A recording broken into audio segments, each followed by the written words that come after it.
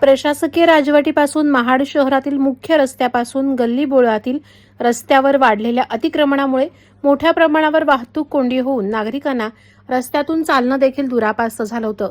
अखेर नवनिर्वाचित महानगर परिषदेच्या सर्वसाधारण सभेत अतिक्रमण हटाव मोहिमेवर शिक्कामोर्तब झाल्यानंतर आज महाड शहरात सकाळपासून अतिक्रमण हटाव मोहिमेला सुरुवात झाली असली तरी अतिक्रमण हटाव मोहिमेबरोबरच अनधिकृत बांधकाम हटाव मोहीम देखील चालू करण्याची नागरिकांची मागणी शहरातील नागरिकांकडून होत आहे. महाड शहरातील मुख्य रस्त्यापासून गल्लीबोळातील रस्त्यावर वाढलेल्या अतिक्रमणामुळे मोठ्या प्रमाणावर शहरात दररोज वाहतुकीची कोंडी होत होती. या वाहतूक कोंडीतून नागरिक आणि वाहन चालकांमध्ये दररोज वादविवादाचे प्रसंग निर्माण होत होते.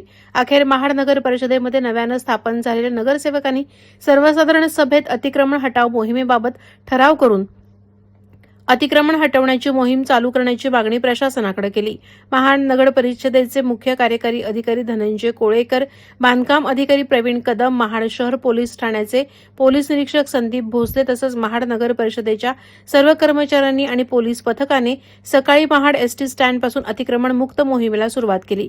महाड नगर परिषदेच्या अतिक्रमण हटाव मोहिमेमध्ये महाड नगर परिषदेचे सफाई कर्मचाऱ्यांपासून नगरपालिकेचे सर्व कार्यालयीन यंत्रणा तसंच जेसीबी, डंपर यांच्यासह सुसज्ज अशी यंत्रणा आज अतिक्रमण हटाव मोहिमेमध्ये सज्ज झाल्याचं पाहायला मिळालं.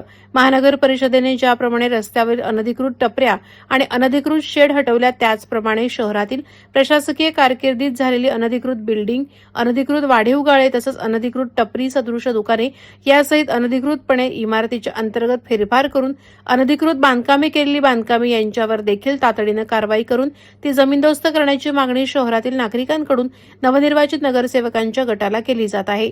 यावर नगर परिषद कोणता निर्णय घेते याकडे शहरातील नागरिकांचं लक्ष लागून राहिलं आहे. महाड नगर परिषद हद्दीतील वाढते अतिक्रमण पाहता या संबंधी नागरिकांच्या वगैरे तक्रारी येतात. त्या अनुषंगाने आम्ही आज कारवाई सुरू केलेली आहे. त्यासाठी नगर परिषदेचे सर्व कर्मचारी तसेच पोलीस बंदोबस्त घेण्यात आलेले आहेत.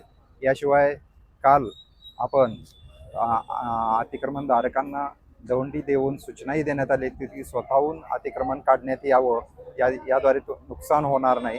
या अनुषंगाने काही अतिक्रमण काढण्यात आलेले आहेत स्वतःवरून, परंतु काही अजूनही तसेच आहेत. ही अतिक्रमण काढण्याची कारवाई सुरू आहे. कारवाई कायम स्वरूपी राहणार का?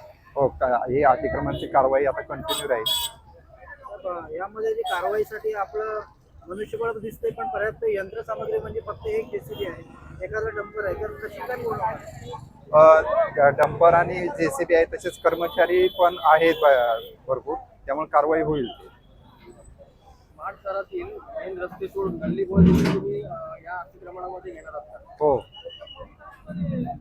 याशिवाय गल्लीबोळ वगैरे पण जिथं अतिक्रमण केलेलं आहे रस्त्यावर ते सर्व घेणार आहोत.